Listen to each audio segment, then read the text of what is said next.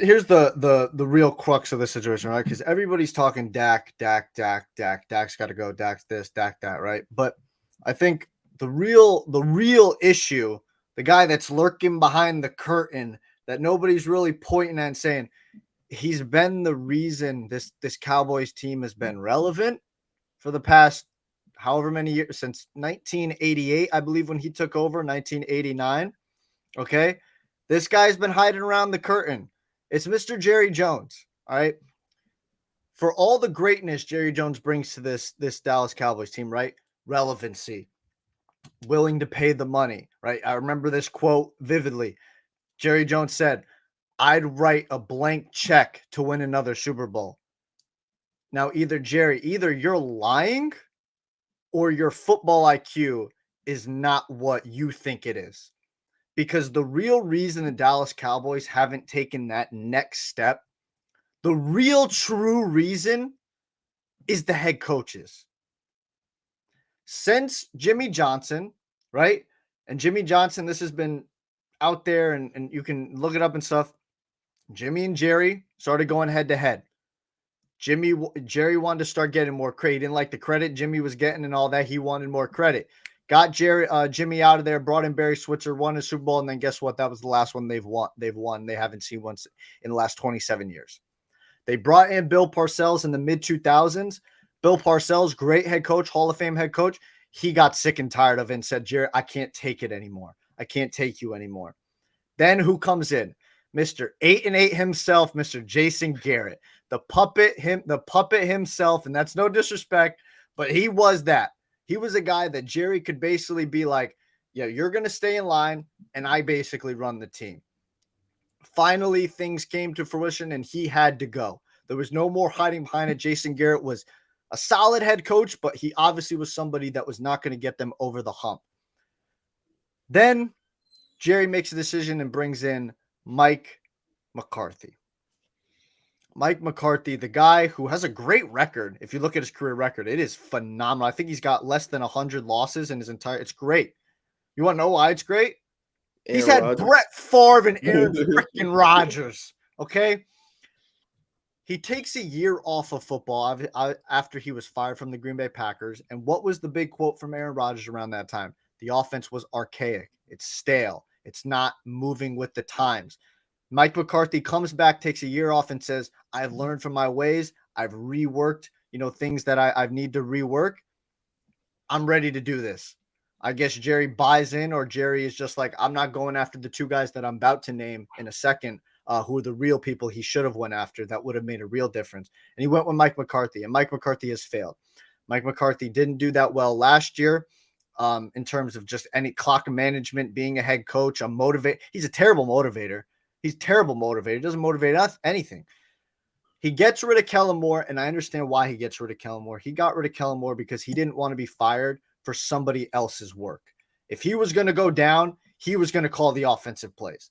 That was the reason Kellen Moore had to go. And you're seeing that come to fruition now. Mike McCarthy's calling the offensive plays, and I just heard Mr. Dan Orlovsky, who's a bright mind in the football world, say the offense is still archaic. It's the same thing he's been running for the past 10 plus years.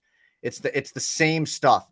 And obviously that's not that movie. You can go look at the numbers. Dak Prescott with Kellen Moore and Dak Prescott now, they've scored 9 touchdowns in 5 games. You think that They were number one scoring offense.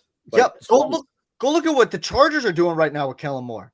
Justin Herbert is playing, and I predicted this. Justin Herbert's going to have his career year under Kellen Moore because they're going to light it up. But here's the main crux of the point. The two guys that Jerry should have went to go get that would have made this difference. One guy is coaching the NFL currently in a terrible situation. The other guy is down in college. Oh yeah, I know you took. Yeah. Sean Payton and Jim Harbaugh. Okay. Sean Payton wanted to come to Dallas. The rumors were out there. Jerry didn't want to give up a first round pick for Sean Payton. That was the real reason he didn't want to do it. You know who they drafted this year in the first? Mozzie Smith. He's done F all he's done nothing. So basically there would have been no difference. You would have just had Sean Payton and then Jim Harbaugh, a guy who I believe was unceremoniously kicked out of the league by the Niners because the front office and him started butting heads, and obviously things were going a little downhill, but you saw what he was able to do with the 49ers, who were a poor franchise in the 2000s, were able to revive Alex Smith's career and make people look at Alex Smith like he wasn't a bust anymore, and bring Colin Kaepernick to this fruition. These are the two guys Jerry should have went after. Now, there's a chance I'm going to say this, and then I'll throw it to you, Q, because I've obviously said a lot of long-winded. This is going to be Mike McCarthy's final year in Dallas.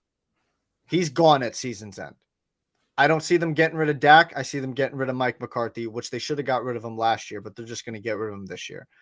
You get rid of Mike McCarthy, you pick up the phone, and you call two people. You call the Denver Broncos and say, are you willing to make a trade for Sean Payton? And if you don't want to do that, or they're not willing to do it, you call up Jim Harbaugh and you say, we got a deal. I don't know why the hell that's popping up. We got a deal for you. We want Jim Harbaugh. We want you. Come coach the Dallas Cowboys. What do you say about that, Q? Jim Harbaugh, if any sport, like if it's any NFL team, any college team, if you need a coach to coach the team, no matter what, like any team you want, Jim Harbaugh is the guy. He can coach anybody. Like Alex Smith, Kaepernick. Kaepernick is exactly what J.J. McCarthy was 2 years ago. Can move, good enough arm, not great arm.